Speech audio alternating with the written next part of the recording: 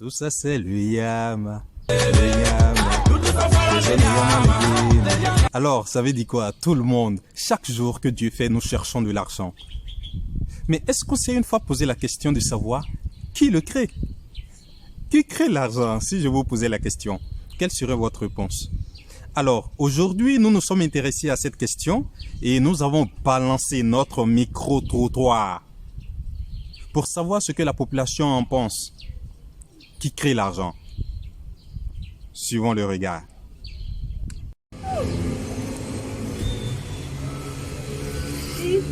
Qui crée l'argent?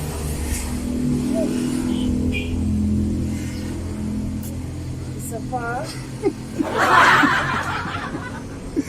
Ok, vous ne savez pas qui crée l'argent? Non. Mais nous utilisons tous de l'argent, c'est de l'argent que vous cherchez. Mais qui le crée? C'est nous-mêmes. Ah d'accord, ok, donc nous-mêmes nous créons l'argent. Qui crée l'argent? Qui crée l'argent? Bon, je sais que c'est en Belgique qu'on crée l'argent. Mais l'argent, c'est une famille qui crée l'argent. Uniquement. Ah dessus. Dans le monde entier, dans le monde entier. Le chef de l'argent, c'est une seule famille qui crée ça. Et c'est quelle famille déjà? Bon, ça, cette famille-là, il ne me tient pas. Ils sont dans quel pays? Il se trouve en Belgique. En Belgique. Oui. Ok, merci bien. Bien, l'argent étant un moyen d'échange, pour faciliter les échanges, les achats, a été créé. Et pour en avoir, donc, il faut le travail. Donc pour moi, c'est le travail qui crée l'argent. Comme ça, je fais définir, je peux répondre à votre question. C'est celui qui travaille, celui qui gagne l'argent, donc celui qui crée l'argent. Donc c'est le travail qui crée l'argent. Ça, c'est ma réponse. Merci papa. Voilà. Qui crée l'argent? Bon. À mon avis, c'est l'homme qui fabrique l'argent, mais c'est Dieu qui donne. C'est ce que je sais. C'est Dieu qui donne l'argent, mais c'est l'homme qui crée. Merci. C'est l'homme qui crée l'argent. Oh, c'est la famille qui crée l'argent. Dans la famille, c'est pas tout le monde qui réussit, il y a une seule personne qui crée l'argent. Ok. Donc, au fait, qui crée l'argent, c'est la famille qui crée l'argent. Mais c'est quelle famille déjà? Oh, L'argent est créé par la banque centrale. Voilà, par la banque centrale que l'argent est créé. Maintenant, bon, comment faire pour avoir cet argent par nos différentes activités. Voilà, c'est par là que. Bon, sinon que vous m'avez bien posé la question qui crée l'argent. Bon, moi je dis que c'est la banque centrale qu'on a créé.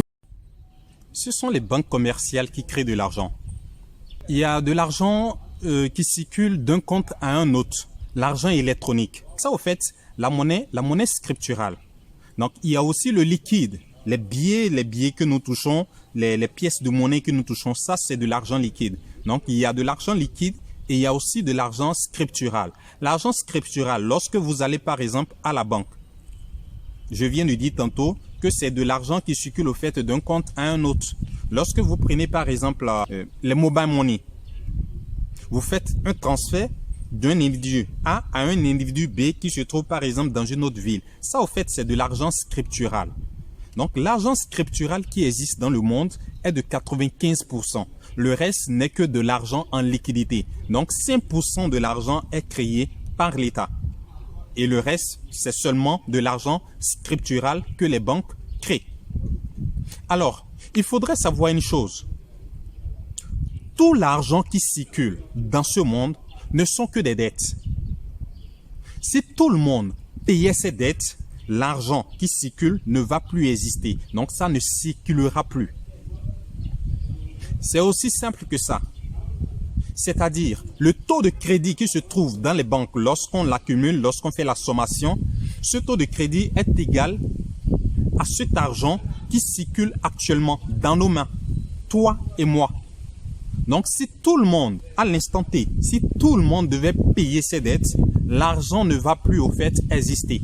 Donc, pourquoi? Parce que je vais l'expliquer tout à l'heure. Lorsque vous remboursez l'argent, c'est-à-dire l'argent que vous devez à la banque, cela est détruit. La banque détruit assez d'argent. Quand j'étais un peu plus petit, je me disais que si je grandissais et que j'avais peut-être la chance de devenir président, j'allais totalement réduire la pauvreté. Donc, en faisant quoi? Seulement en créant assez d'argent et on allait peut-être distribuer à tout le monde de façon équitable et ce serait répété. Donc, c'était au fait ça ma conception, ce qui était dans mon cerveau quand j'étais tout petit. Mais il a fallu simplement que je puisse grandir pour savoir que les choses ne fonctionnaient pas comme ça. Et c'est exactement de la même manière que fonctionne la banque. La banque ne crée pas de l'argent en fonction du taux de natalité.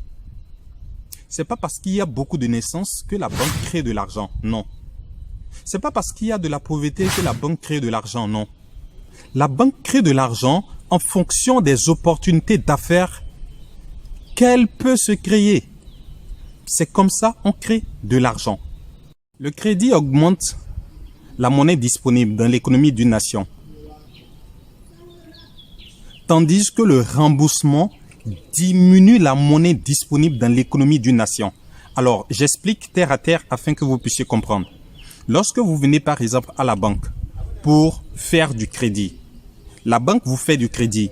Au fait, il y a ce qu'on appelle la monnaie scripturale. Donc, lorsque la banque, par exemple, vous octroie un crédit, ils vont forcément marquer dans leur comptabilité, dans l'ordinateur, tel montant que vous avez pris. C'est ça qui constitue au fait un crédit. Donc là, ça vient augmenter la monnaie qui se trouve déjà dans l'économie du pays ou de la nation. Mais lorsque vous allez, vous faites fructifier cet argent-là, lorsque vous revenez pour rembourser, qu'est-ce qui se passe? Vous remboursez et le capital qui a été emprunté, c'est-à-dire le crédit, plus l'intérêt. Donc c'est l'intérêt au fait qui sert à la banque de pouvoir rémunérer ses salariés, de pouvoir tenir ses charges fixes ou variables. Donc lorsque vous revenez maintenant pour le remboursement, la banque va détruire la monnaie qui existait. C'est-à-dire vous avez fini de rembourser votre crédit. Donc on détruit cette monnaie-là. Donc sachez déjà que la banque détruit assez de monnaie. Et lorsqu'on détruit, après destruction de cette monnaie, cela diminue la monnaie qui existait dans l'économie de la nation.